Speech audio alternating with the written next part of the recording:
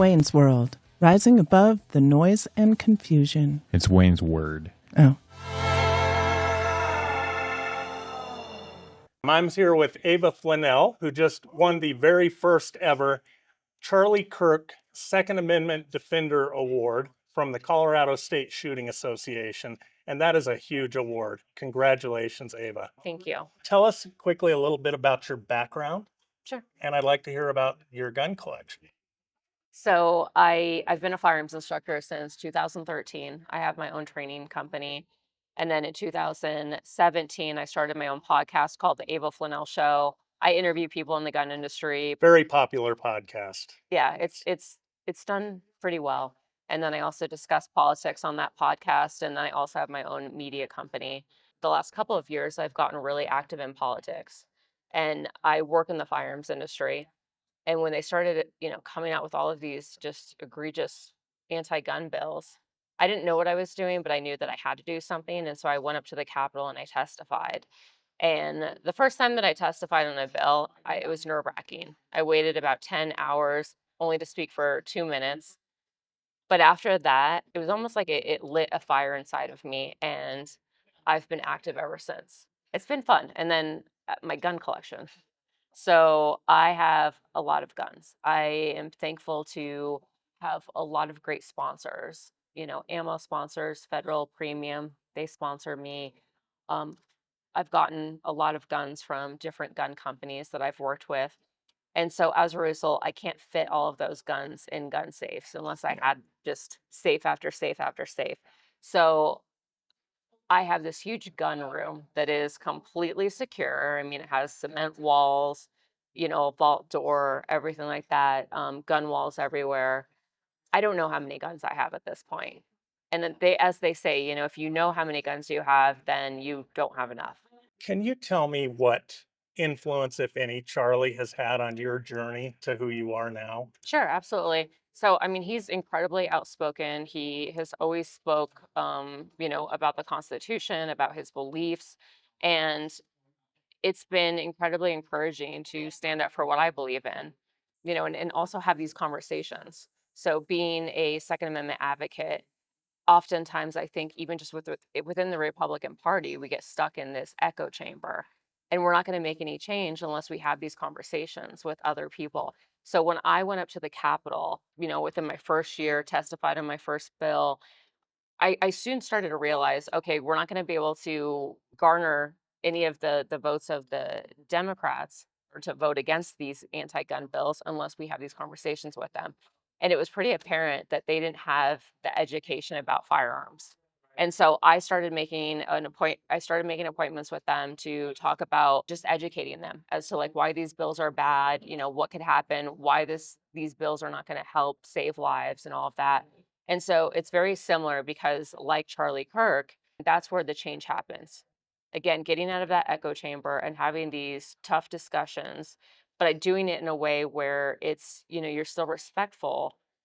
And at first you kind of, it seems to be very successful as opposed to doing the same thing over again, which obviously has not worked in our favor. And we continue to lose our Second Amendment rights. You have an approach very similar to Charlie Kirk, and that's well known here in Colorado, and I think it's growing throughout the country. You're becoming better known for your Second Amendment advocacy. Most of us are never going to forget where we were, what we were doing the moment we heard Charlie Kirk had passed. Tell me how that hit you. Well, so I was actually planning this event that we're at today. I was with one of the members from Colorado State Shooting Association. We were trying to plan out the layout, and he got a call, and he told me, he said, Ava, Charlie just got shot in the neck. It definitely hit me hard. And it's interesting because the next day, so I had never met him in person. The next day, I was supposed to meet him in person. He was supposed to come here to Colorado Springs. Right, he was supposed to be just a few miles from us, right? Yeah. The next day. Exactly, which I think also made it feel so much more real. Like I was literally supposed to meet this person, and then just like that, his life was lost. Yeah, and my wife had just the day before he was killed, he had agreed to be the keynote speaker at an event he's sponsoring, a National Prayer Breakfast in Armenia. So it hit it very close home with me, and I've met Charlie a few times. I wouldn't say we were close friends or anything like that, but I knew him fairly well, and Dee Dee was getting to know him quite. My wife Dee Dee was getting to know him quite a bit. So you were.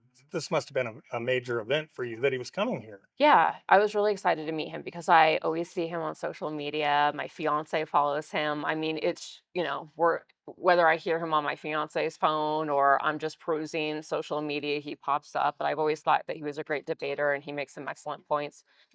I think this really impacted me, I mean, for multiple reasons, but more so because I am very outspoken. I've used my social media platform to get the word out or to educate people on what's going on in the Capitol, which most people are not aware of, or about certain gun bills, which, again, if you're not following this stuff or if you're not politically savvy, you don't know what this means. And so I was able to break down a lot of these bills and kind of, translate it more in layman's terms. And so, me being very outspoken, I also just felt like this could have happened to anybody. And to think that he lost his life because somebody disagreed with what he had to say is incredibly scary. And that is not something, I mean, this should not happen, especially here in America. And he was leaving Utah to come next door to Colorado to speak, and he was going to come to what is now, based on ranking by U.S. News and World Report, the second most dangerous state in the United States in Right. which to live. Yeah. We also have more gun control laws than almost any other state I can think of, including California and New York. Do you think there's any connection there to the fact that we are now the second most dangerous state in which to live? Yeah. I mean, there's a connection that we have all of these gun laws. And yet, with each year, with more passing gun laws, I think we've just in the last like 5 years, I think we've passed 36 anti-gun bills, That sounds about right. and yet crime is at an all-time high. So clearly, there's these bills, these laws are not saving lives. We went to a left-wing protest just outside of Boulder. They're easy to find these days almost Yeah. anywhere in Colorado last week, and found people who were openly celebrating the assassination of Charlie Kirk. I mean, Mhm. obviously these people are radicalized and insane. What would you say to someone like that? I think it's disgusting. Whether you agree with somebody or you don't, to celebrate somebody's death, especially somebody who was not an evil person. He did not want to hurt anybody.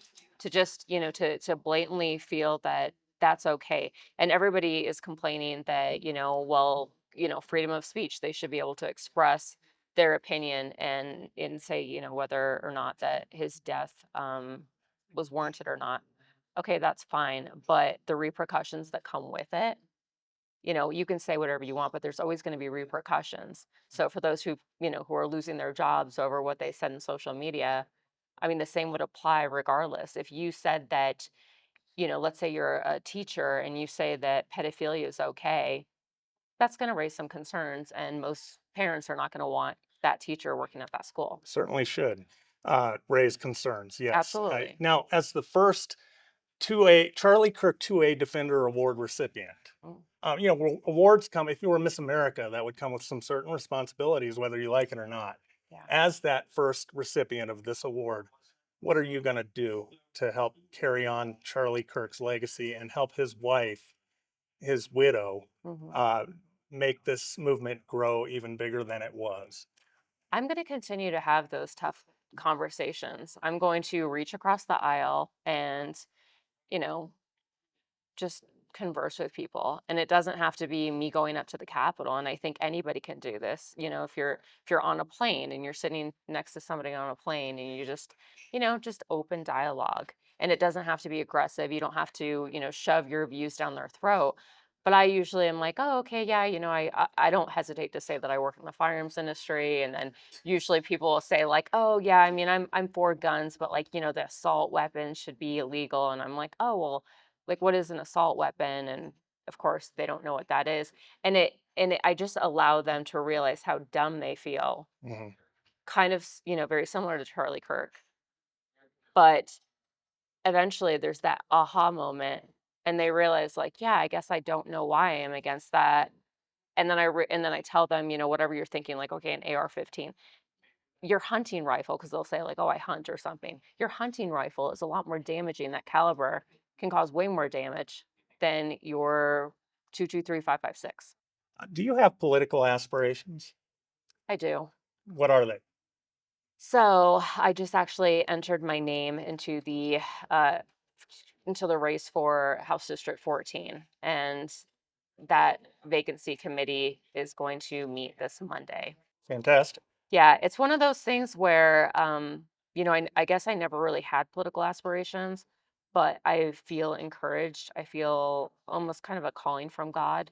I feel like I need to make more of a change because right now what we're doing, the same thing is just if somebody doesn't step in, somebody who possibly doesn't want to be a career politician like myself, but has the heart and passion for it and is willing to reach across the aisle and have conversations with anyone who's willing to have conversations with them and get outside their echo chamber and also bridge that gap between the capital and the people. I think that as a result, it's going to wake people up even more. And we're going to see it when they go to vote.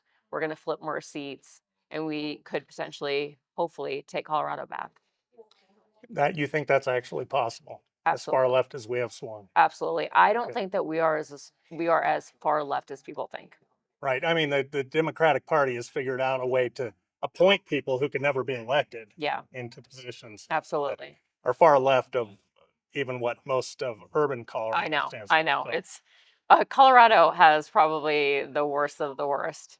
So, yeah, it's gone pretty. It's been a pretty heavy swing since I moved here from Washington D.C. 33 years ago. It's changed dramatically. Well, anything else you'd like to discuss while we're here? one last word of, I guess, of advice is if I can do it, you can do it. Because when I testified on my first anti-gun bill, I had no idea what I was doing. I just knew that I had to get involved. And again, I'm a firm believer that, just any little thing helps, having those conversations, absolutely vote. We saw here in Colorado, in El Paso, actually, how Rebecca Kelty, she won by just 3 votes. Yet there's people that are consistently saying, like, oh, my vote doesn't matter, it doesn't count. That is the perfect example. And so people really need to, they need to register to vote. That's incredibly easy. Google it, takes a few minutes, and then vote, have those conversations, join an organization, donate your time. If you don't have the time, donate. I mean, there's a lot of different ways that we can help and take back Colorado, but also continue to grow America. Fantastic. Thank you, Ava, very much. And congratulations. There's no one more worthy of this huge, what I consider a great honor. Thank you. And thank you for everything you do. Thank you.